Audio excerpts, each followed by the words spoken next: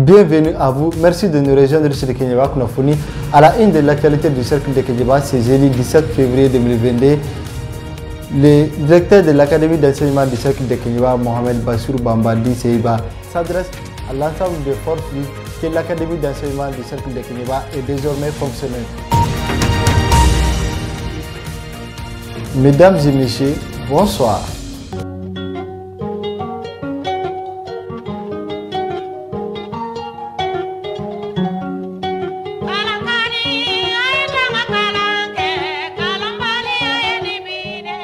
Je voudrais profiter de votre antenne pour informer toute la population de Kenyaba, informer toutes les autorités politiques, administratives, coutumières, la société civile, la jeunesse, tous ceux qui m'écoutent présentement, toute la population de Kenyaba, d'ici et d'ailleurs, que désormais l'académie d'enseignement de Kenyaba est non seulement créée, mais elle est fonctionnelle. Cette fonctionnalité de l'académie découle de la bonne volonté des plus hautes autorités, le chef de l'État, son Excellence Assimi Goïta, et le ministre de l'Éducation, et Mme Dedéou, qui ont compris que l'État a un crédit de redevabilité vis-à-vis des citoyens. Et l'État, dans sa mission distribution et de redevabilité vis-à-vis des citoyens, a jugé nécessaire d'approcher des infrastructures scolaires aux citoyens. D'où la création et la fonctionnalité d'un certain nombre d'académies, et notamment l'Académie de Kenyaba. Force est de reconnaître que la population de Kenyaba s'est longtemps battue, a longtemps mouillé les maillots, a longtemps posé des actes pour bénéficier d'une académie. Au moment où les uns et les autres étaient désespérés, c'est en ce moment que l'État a jugé nécessaire de doter Kenyaba d'une académie.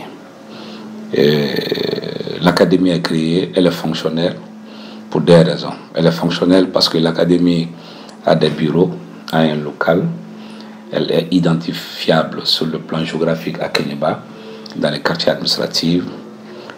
La présidente du conseil de cercle, Mme Bagaga Nene Kamara, a fait parler son cœur pour loger l'académie dans la maison qui est contiennue au conseil de cercle, la maison du foyer des jeunes. L'académie elle est fonctionnaire parce que l'adjoint et moi, après avoir recueilli les rapports du personnel auprès des proviseurs du lycée public et auprès du DECAP de Kenyaba, nous avons procédé à la nomination d'un certain nombre d'agents pouvant nous aider à faire fonctionner l'académie de Kenyaba. Et parmi ces agents, nous avons nommé les 5 divisions, nous avons nommé quelques chefs de section et nous avons mis l'accent surtout sur la scolarisation des filles. Et c'est pourquoi nous avons nommé une section déjà de SCOFI. Parce qu'il ne faut pas reconnaître que Kenyaba est une zone minière et de plus en plus l'orpaillage en train d'attirer les jeunes filles qui abandonnent les écoles, qui abandonnent les bancs au profit de l'or. C'est pour cela que nous avons dit que le défi aussi à relever, c'est de travailler à telle sorte que nous réussissons le pari de la scolarisation des filles. Donc, moi je voudrais, en tant que premier responsable de l'Académie de Kenyaba, dire que l'heure n'est plus au doute, l'heure n'est plus au scepticisme, l'heure n'est plus aux hésitations. L'heure est seulement à l'unité sacrée de tout Kenyaba. L'heure est à l'union sacrée de tout Kenyaba. Hommes, femmes, jeunes, vieux, travailleurs, commerçants, opérateurs économiques, tous ceux qui aiment Kenyaba, qui sont résidents à Kenyaba, qui résident ailleurs. Je crois que l'heure est à l'unité sacrée autour de cette académie pour que l'État comprenne qu'il ne s'est pas trompé en donnant à Kenyaba sa toute première académie dans l'histoire. Quand on regarde les missions de l'académie, mission de coordination entre le sommet stratégique et la base opérationnelle, qui consiste à recueillir les consignes de la politique nationale des cabinets et pour les transmettre aux services techniques décentralisés. Quand on regarde la seconde mission, mission de suivi, de contrôle, d'évaluation et d'appui conseil, Quand on regarde la troisième mission, mission de mobilisation des bonnes volontés locales, mobilisation des personnalités animées de bonne foi, on peut se dire aujourd'hui que l'Académie de Kainaba, si elle n'existait pas, il fallait la créer. Ça va amoindrir beaucoup de problèmes, de distances, et ça va faciliter la gestion de proximité des dossiers scolaires, la gestion de proximité des questions récurrentes au déficit d'enseignants, la question de gestion de proximité des examens. Bref, ça va faciliter en un mot la gestion de proximité de l'école et de l'éducation en mode décentralisé. Je voudrais, au nom du ministère de l'Éducation, au nom de mon adjoint, au nom de tout le personnel désormais de l'Académie et à mon nom propre, remercier déjà les autorités administratives, les autorités politiques, les autorités coutumières, remercier les services techniques décentralisés, les CAP, surtout Kainaba a un autre CAP, plus le CAP de Kainaba qui est le CAP de Faléa. Je voudrais remercier pour le proviseur, profiter de cette antenne pour remercier toute la population de Kainaba. Je n'oublie pas la jeunesse, je n'oublie pas le corps enseignant, je n'oublie pas le monde enseignant.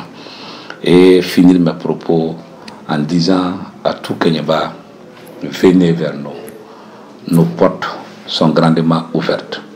L'académie est logée, l'académie a des bureaux, l'académie a des agents, mais la mission est telle, le défi est tel que l'académie seule ne peut pas.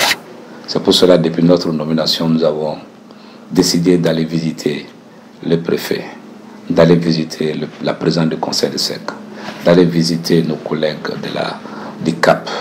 Et nous allons continuer avec le maire, avec le chef du village, avec toutes les bonnes volontés, pour qu'ensemble, unis comme un seul homme, nous faisons rayonner l'éducation au niveau de Kainaba. Kainaba brûle déjà à travers l'or. Il faut qu'avec le concours de tout le monde, l'accompagnement de tout le monde, que Kainaba brûle désormais à travers son système éducatif. Nous sommes venus pour cette mission. Les missions qui nous ont été transmises par le département, c'est de veiller à ce que l'école de Kainaba, du jardin d'enfants jusqu'au niveau des lycées, c'est de veiller à ce que les élèves de Kainaba, du jardin d'enfants jusqu'au lycée, c'est de veiller à ce que les enseignants de Kainaba, presque la communauté éducative, soient dans les meilleures conditions d'apprentissage. C'est de veiller à ce que l'académie profite d'abord à la population de Kainaba. L'académie est pour Kainaba, elle est avec Kainaba, elle sera pour le développement de Kainaba. Pour cela, nous avons besoin de soutien, d'accompagnement, de conseils, de contributions, pour que l'objectif unique, qui est l'intérêt général des enfants de Kainaba, soit garanti, préservé et consolidé. Je vous remercie.